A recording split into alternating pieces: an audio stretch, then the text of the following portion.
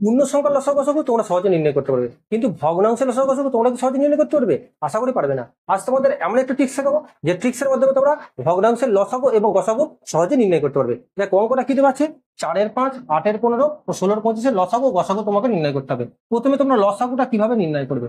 দেখো লসাগুটা নির্ণয় করার জন্য প্রথমে এর লবগুলো কি আছে দেখো, 4, 8 আর 16 লসাগু করে নেবে, অর্থাৎ 4, 8 আর 16 কি করবে তোমরা? লসাগু করবে। এবং হর অর্থাৎ 5, 15 আর 25 কি করবে তোমরা? গসাগু করে নেবে। 5, 15 আর 25 তোমরা কি করবে না? গসাগু বের করে নেবে।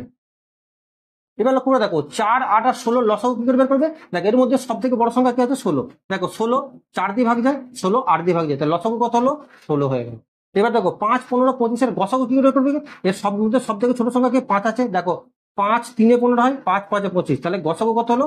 5। তাহলে এই ভগ্নাংশটার লসাগু হলো 16/5।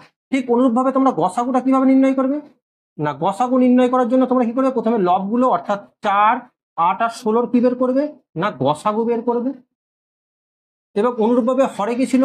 5, 15, 25 তোমরা কি করবে? না লসাগু বের করে নেবে। দেখো 4, 8 আর 16-এর মধ্যে সব থেকে ছোট সংখ্যা কি আছে? 4 আছে। এবার দেখো 4 2 8 হয়, 4 4-এ 16 হয়, তাহলে সব থেকে ছোট সংখ্যা 4, এখানে গসাগু হয়ে গেল তোমার 4।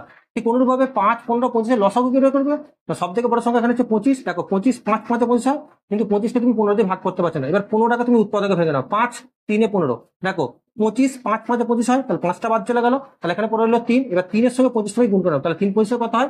75। তাহলে ভগ্নাংশটার গসাগুলো 4-এর 75। তাহলে এই ভগ্নাংশের লসাগু গসাগু নির্ণয় করা তোমরা যদি বুঝতে পারো, তাহলে এই ভগ্নাংশটি লসাগু এবং গসাগু কত হবে তোমার উত্তর কমেন্ট বক্সে জানাও। ভিডিওটি ভালো লাগলে একটা লাইক করো এবং চ্যানেল নতুন হলে অবশ্যই চ্যানেলটিকে সাবস্ক্রাইব করো।